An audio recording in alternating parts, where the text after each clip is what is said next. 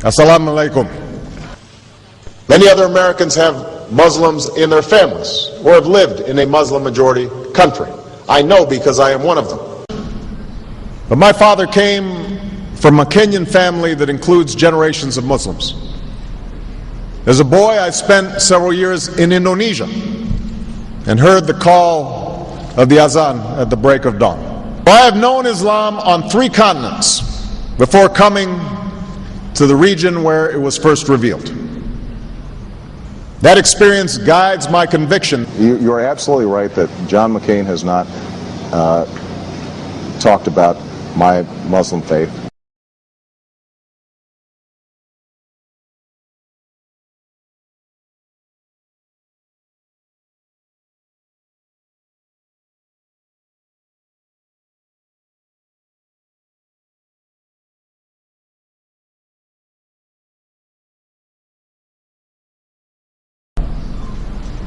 As the Holy Quran tells us, the Holy Quran teaches that, the Holy Quran tells us, and the Holy Quran also says,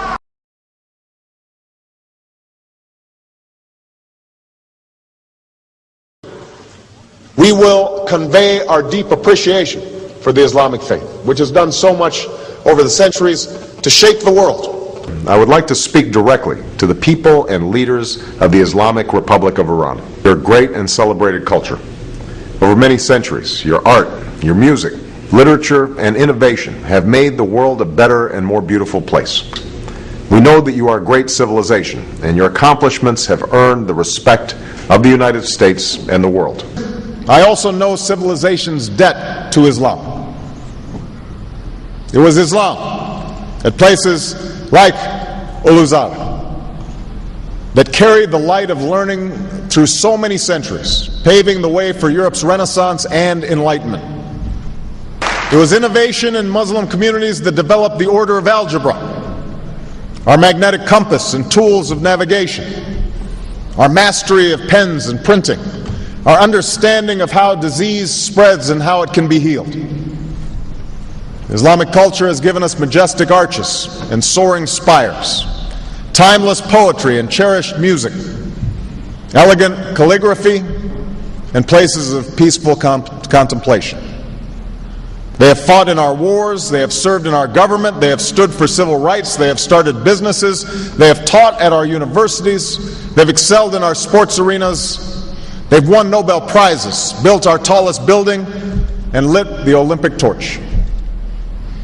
And when the first Muslim American was recently elected to Congress, he took the oath to defend our Constitution using the same Holy Quran. In ancient times and in our times, Muslim communities have been at the forefront of innovation and education.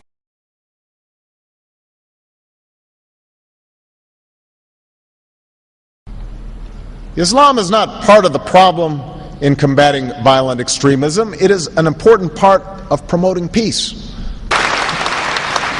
The enduring faith of over 1 billion people is so much bigger than the narrow hatred of a few.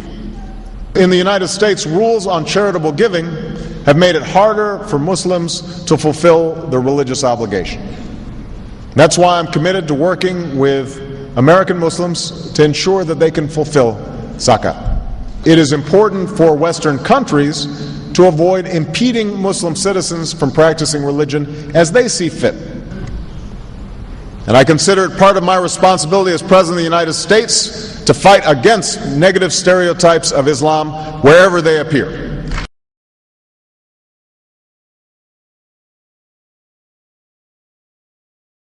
We are no longer a Christian nation.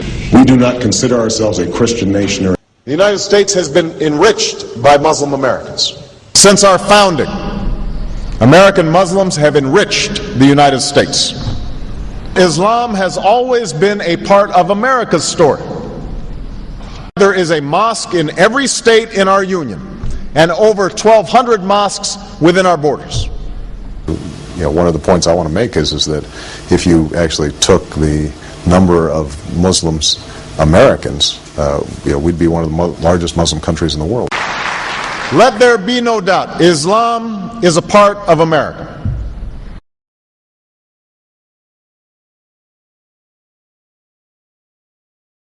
he did bow to the Muslim king, while he did not do it to the British Queen of England. And by bowing, he showed the world that I am subservient. I do bow down to you as a Muslim king, something no other president has done with Saudi Arabia.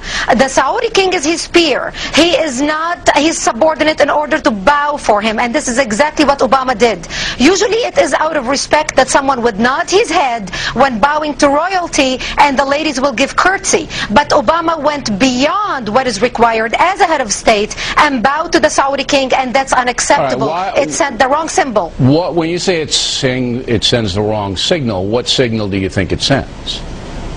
It sent a message that Islam is superior to any other master or king or president in the world, that an American president bowed to a Muslim king. It also sent a message that terrorism and jihadism is giving Islam the respect it should have on the world stage, to the point that it made an American president, for the first time in history, bow to a Muslim king.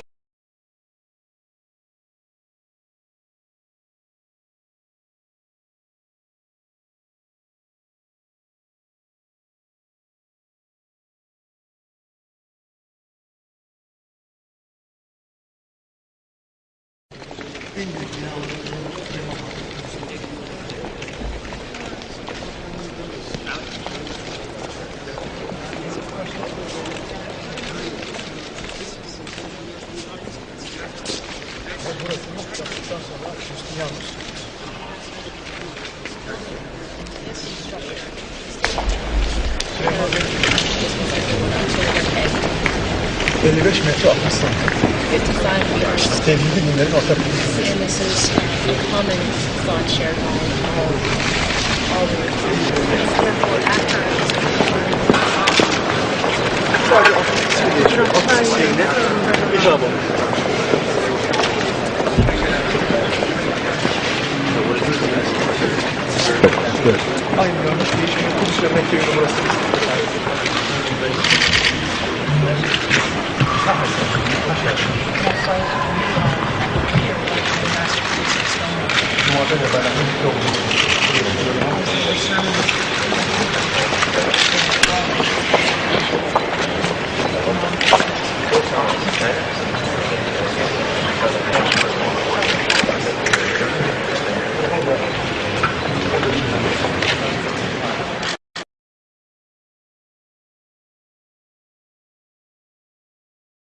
Presidential candidate Barack Obama is trying to change political fashion. He gave a speech in Iowa City today, and he wasn't wearing an American flag pin.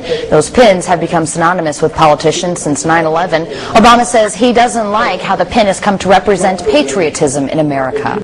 I won't wear that pin on my chest. It's a little weird, Alan, that in the middle of the campaign the guy takes off the American flag that most people wear because they're proud of their country. Let me speak as clearly and as plainly as I can.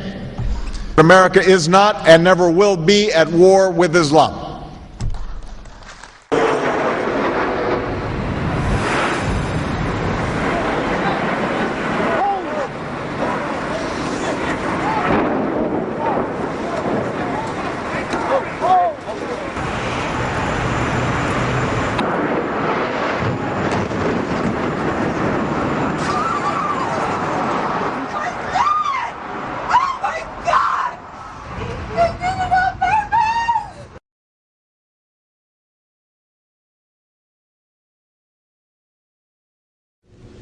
Thank you. And Eid Shoma Mubarak.